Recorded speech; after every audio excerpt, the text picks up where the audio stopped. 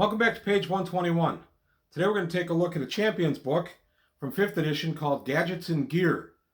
We're going to take a look at what's in between the pages here and why this is a very useful book to get. And I'm going to explain a little bit about why I've made the videos I've made so far in the Champions series.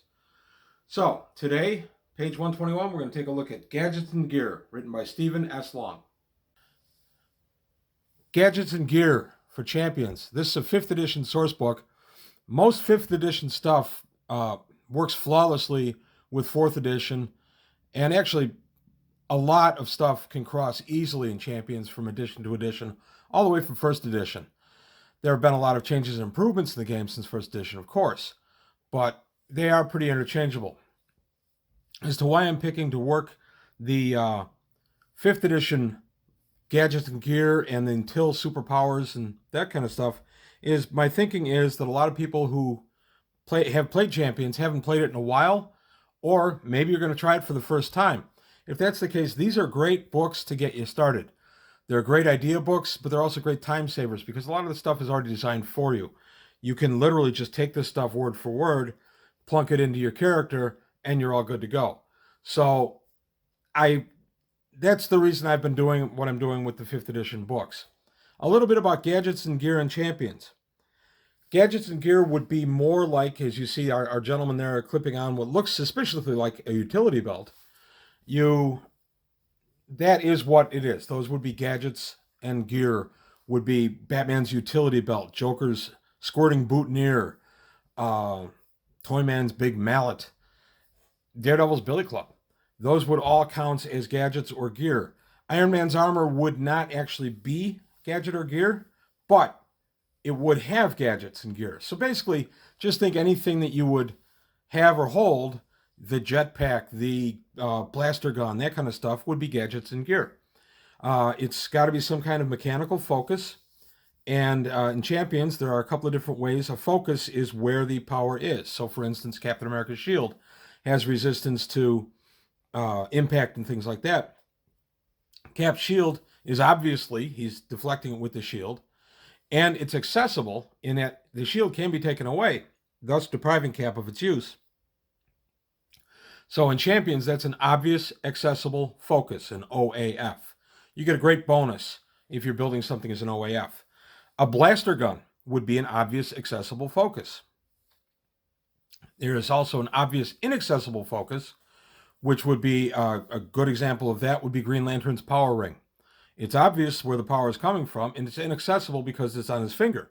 You'd have to knock him out, and the ring has different defenses and such. So that's an obvious inaccessible focus. And then Iron Man's armor would be an obvious inaccessible focus as well. And then there's other stuff where you just start flying and nobody can tell that your Legion of Superheroes flight ring is giving you the ability to fly. That's an inobvious inaccessible focus. So you see there's a lot of permutations there. So that's what Gadgets and Gear are foci that are used to give your character the powers. As I said, Daredevil's billy club, that's where his swing power is. That's where some of his distance attack would be because he can throw it with such expert skill. So we're going to take a look inside some of the pages and why this book is a genuine time saver. One quick thing on the writer, Stephen Long. He's a long-time Champions writer. Honestly, if I saw his name on a book, that's a big smile. And I knew I was going to enjoy it. He's a very good writer, very skilled, and a very good game designer. So if you're going to lean towards somebody, Stephen Long is not a bad way to lean. So, all right, we're going to take a look inside the pages now. Okay, we're going to page through now. Here we go. Opening, just same thing. Here's the table of contents, and gives you super weapons, defensive gadgets, movement gadgets, sensory and communication gadgets, and costume-based gadgets. And then, of course, Chapter 6 Miscellaneous. So basically, everything is built with a gadget template. It's just a framework for building your powers in Champions. And here we have blasters. I like the Champions books because they usually have some kind of theme. In this case, the Pulse-On weapon series. So you start with a Pulse-On blaster. That's an 8x6 blaster, 200-inch range, 12 clips for 12 shots. And then the breakdown of what this means. So you've got, it's an 8x6 energy blast. It's an obvious accessible focus, OAF. And it's also on charges. So total points for this 40-point blaster is 20 points. And then we go to the bigger one, the Pulse-On rifle, the Pulse-On carbine, Pulse-On assault rifle, and then the Pulse-On cannon, the Pulse-On mega cannon. This thing is huge. It's a 20-6 auto fire, which is massive. For 32 charges, it's obvious accessible, and it's bulky, and there is a crew that has to work it. So here's some other blasters. As you can see, you want your bad guy running around with some kind of shock blaster or just an energy blaster, or your bad guy's minions running around with it. The blaster's here. You don't have to spend the time creating it.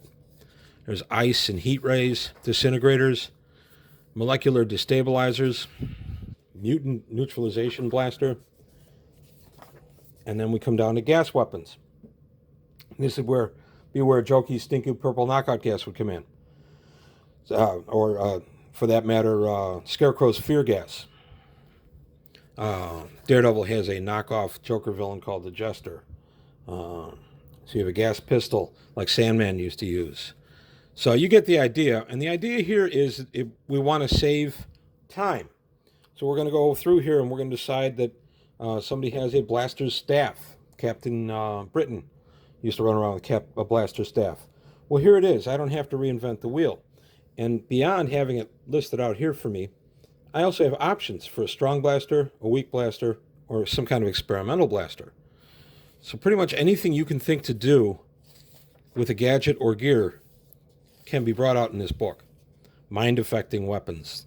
So, like the old, that wasn't Archer, Minstrel, played by Van Johnson in the original Batman series, where he could charm you.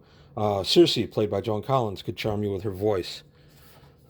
Okay, muscle-powered range weapons. So if you've got, that javelin of throwing or grenade or pellets, this is what the book gives you. You just go ahead, you think of what it is your good guy or bad guy wants.